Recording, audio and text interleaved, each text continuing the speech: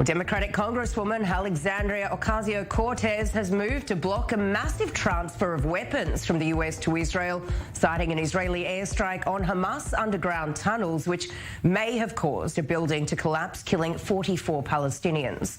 Well, the $725 million transfer was approved back in May as the fighting was happening between Israel and Hamas, although AOC has now introduced an amendment to suspend the transfer of Boeing Joint Direct Attack munitions, which are unguided bombs that turn into precision-guided munitions. Well, Israel's US Ambassador Gilad Erdan slamming AOC, saying he'd expect a congressperson to understand that Israel is defending its citizens against Hamas.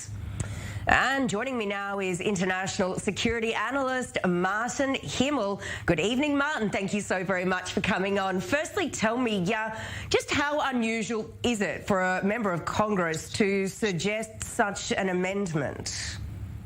The actual usage of the amendment to put something that's completely disconnected from the bill is not new.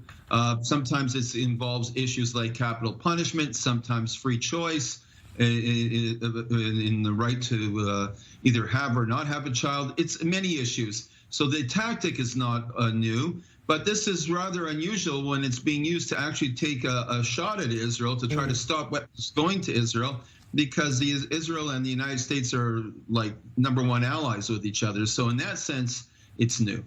Tell me, it probably won't go through, but what do you make of the general sentiment?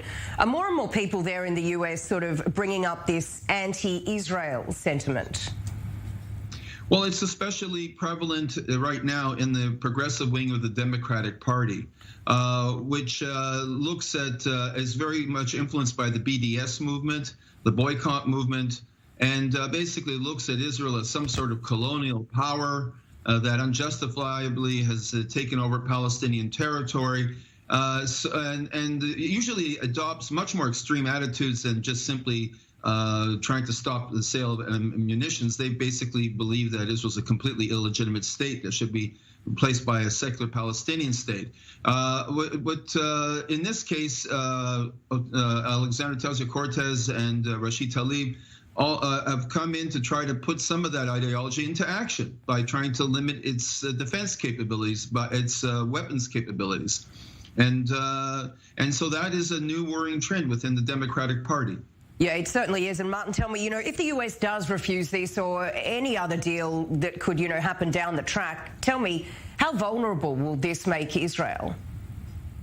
It can make Israel quite vulnerable. Yes, Israel has independent weapons. It has independent means to create weaponry, but it's a small country. It doesn't have an economy of scale to produce really serious big weapons like advanced fighter jets or et cetera, to the point that the United States can do it. So it would be a really serious blow. But I don't think it's going to come to that, because the vast majority of the Democratic Party and the Republican Party see the utility of Israel as a major ally in the region. They really need Israel in a strategic sense. So while it's a gesture, I don't think much is going to come out of it. And let's now talk, Martin, about, Israeli-made weapons, the Iron Dome being an excellent example there.